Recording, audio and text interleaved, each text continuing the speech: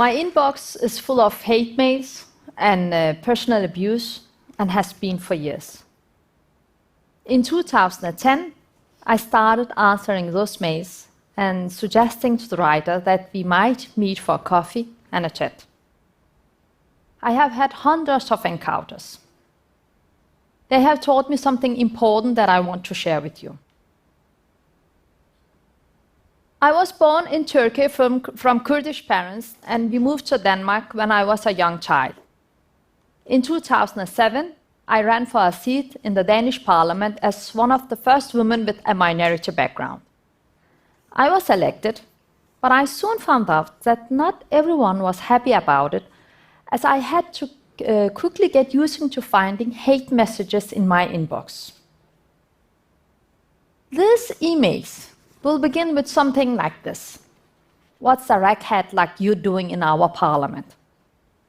I never answered. I just deleted the emails. I just thought that the senders and I had nothing in common. They didn't understand me, and I didn't understand them. Then one day, one of my colleagues in the parliament said that I should save the hate mails. When something happens to you, it'll give the police a lead. I noticed that she said when something happens and not if. Then in 2010, a Nazi began to arrest me. It was a man who had attacked Muslim women on the street. Over time, it became much worse. I was at the zoo with my children, and the phone was ringing constantly. It was the Nazi. I had the impression that he was close. We headed home. When we got back, my son asked, "Why does he hate you so much, Mom, when he doesn't even know you?" "Some people are just stupid," I said. And at the time, I actually thought that was a pretty clever answer. And I suspect that that is the answer most of us would give. The others, they are either stupid, brainwashed, ignorant. We are the good guys, and they are the bad guys, period. Several weeks later, I was at a friend's house, and I was very upset and angry about all the hate and racism I had met. It was he who suggested I should call them up and visit them. "They will kill me," I said. "They would never attack a member of the Danish parliament," he said. "And anyway, if they killed you, you'd become a martyr. So it's pure win-win situation for you." I decided to contact the one who had sent me the most. His name was Ingolf. I decided to contact him just once, so that I could say at least I had tried.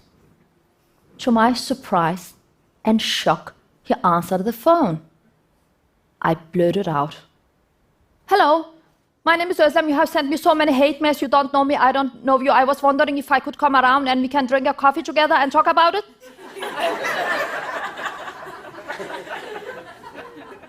There was silence on the line.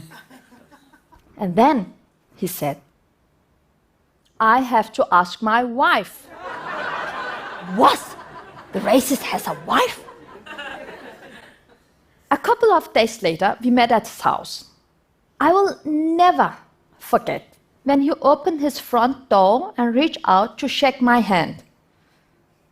I felt so disappointed because he looked nothing like I'd imagined. I had expected a horrible person, dirty, messy house.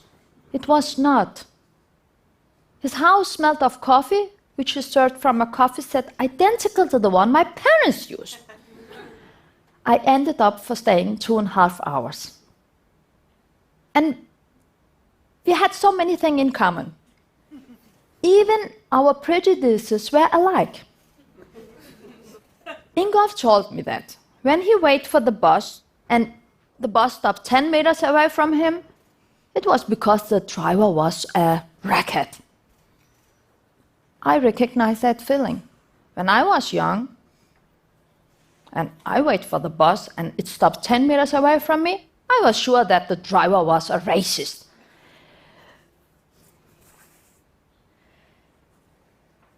The dialogue coffee meetings have taught me that people of all political convictions can be caught demonizing the others with different views. I know what I'm talking about.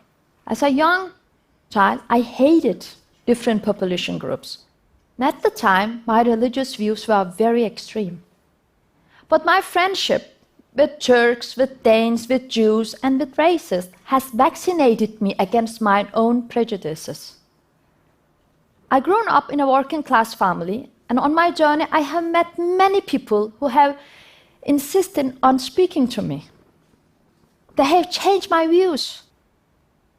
They have formed me as a democratic citizen and a bridge builder. If we want to prevent hate and violence, we have to talk to as many people as possible, for as long as possible, while being as open as possible. That can only be achieved through debate, critical conversation, and insisting on dialogue that doesn't demonize people. Conversation is the most difficult thing in a democracy, and also the most important. So here's my challenge. Find your in-gulf. Start a conversation. Trenches have been dug between people, yes, but we all have the ability to build the bridges that cross the trenches.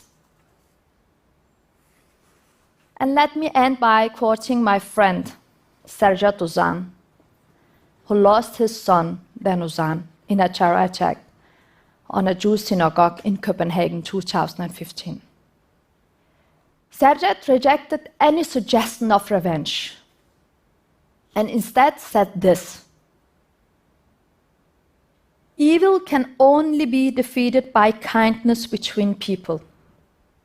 Kindness demands courage."